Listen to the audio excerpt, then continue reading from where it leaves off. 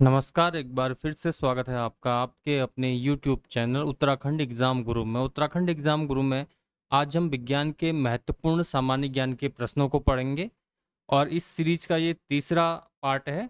2 part हमने पहले बनाए थे। ये जो प्रश्न है, जो भारत में विभिन्न प्रतियोगी परीक्षाएं होती हैं, चाहे स्टेट पीसीएस एग्जाम्स हैं, चाहे यूपीएससी है, चाहे ग्रुप सी एग्जाम है, सभी के लिए महत्वपूर्ण है। देखिए, सामने लिखा भी है आपके किन किन परीक्षाओं के लिए प्रश्न महत्वपूर्ण है। तो चलिए प्रश्न स्टार्ट करते हैं। पहला प्रश्न, रेशम कीट पालन को कहते हैं। 4 ऑप्शन है, एपीकल्चर, सेरिकल्चर, हॉर्टिकल्चर, फ्लोरिकल्चर। देखिए, जो रेशम कीट पालन या रेशम कीट संवर्धन है उसे कहा जाता है सेरिकल्चर। हॉर्टिकल्चर पुष्प एवं फल देने वाले पौधों के अध्ययन को कहा जाता है। सेरिकल्चर कच्चे रेशम के उत्पादन रेशम कीट के पालन को कहा जाता है। फ्लोरिकल्चर सजावट के लिए काम आने वाले पुष्पों का अध्ययन है। एपीकल्चर व्यापारिक स्तर पर शहद उत्पादन तथा फसलों में परागण हेतु मधुमक्खी पालन कहलाता है। तो इसका जो सही आंसर है बी, सेरिकल्चर हो जाएगा। इसके साथ ही मैं आपको ये बता दूं कि विज्ञान के प्रश्नों की सीरीज को हम अब क्रमबद्ध रूप से लेके आएंगे। आप कमेंट में पोस्ट करेंगे कि कब आपको कितने बजे प्रतिदिन ये सीरीज चाहिए, तो उस समय हम इसको पोस्ट करेंगे।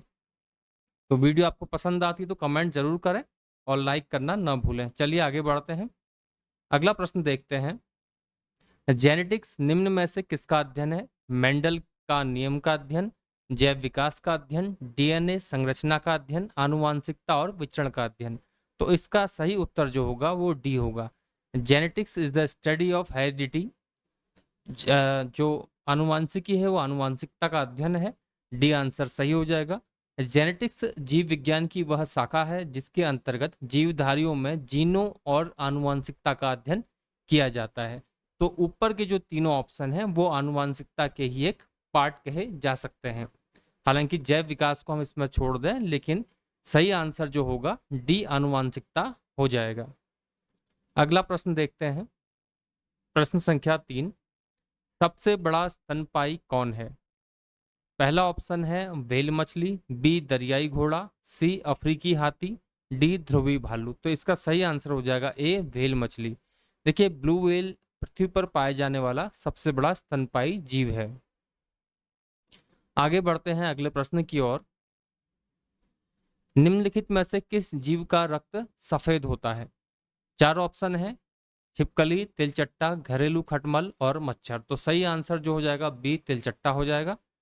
और इसके बारे में देखते हैं। ऑक्सीजन हेतु हीमोग्लोबिन का प्रयोग न करने के कारण तिलचट्टे के खून का रंग लाल नहीं बल्कि रंगहीन होता है।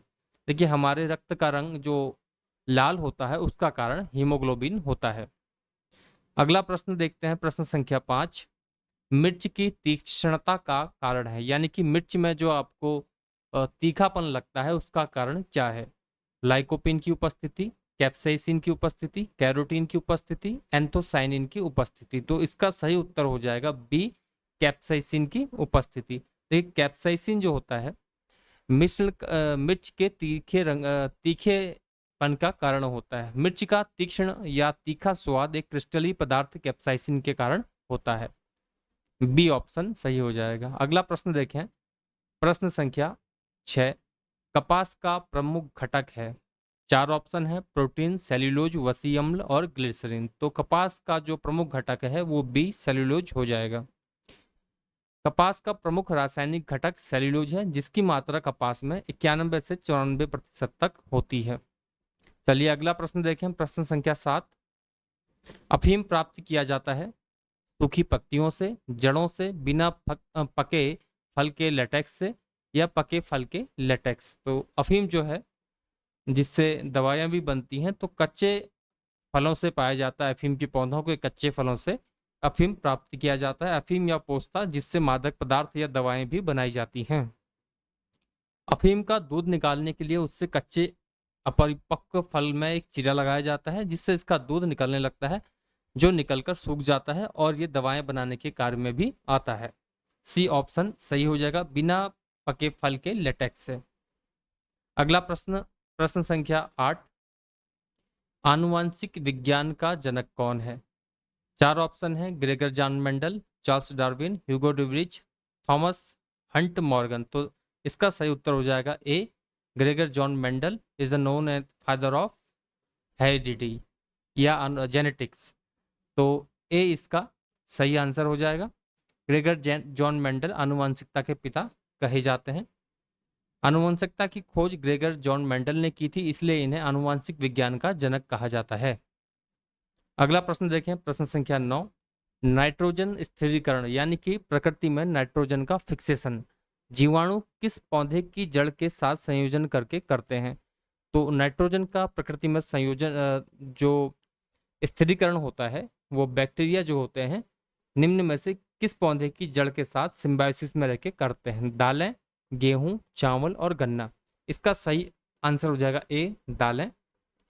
नाइट्रोजन स्थिरीकरण जीवाणु दलहनी फसलों या लेग्यूमिनेसी कुल के पौधों की जड़ों के साथ सहजीवी यानी कि सिम्बायोसिस संयोजन करते हैं और प्रकृति में नाइट्रोजन का स्थिरीकरण करते हैं।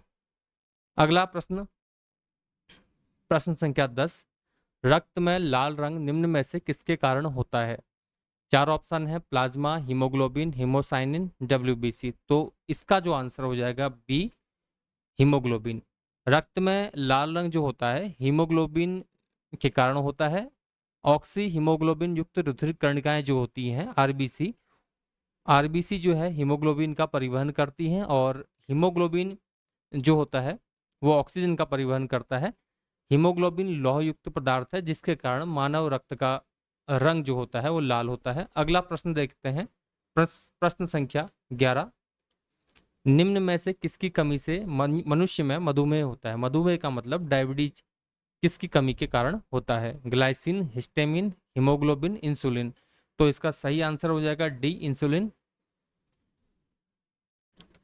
इंसुलिन जो है एक हार्मोन है, इसकी कमी से व्यक्ति में मधुमेह डायबिटीज मेलिटस नामक रोग हो जाता है तथा इसकी अधिकता से रुधिर में ग्लूकोज की मात्रा जो है वो कम हो जाती है। आंसर डी हो जाएगा। आगे बढ़ते हैं। आयोडीन युक्त नमक उपयोगी होता है क्योंकि यह पाचन बढ़ाता है, रोगों के लिए प्रतिरोध वृद्धि करता है, थायराइड ग्रंथि का नियंत्रण करता है, उपयुक्त सभी। तो इसका जो आंसर हो जाएगा सी हो जाएगा, थायराइड ग्रंथि का नियंत्रण करता है।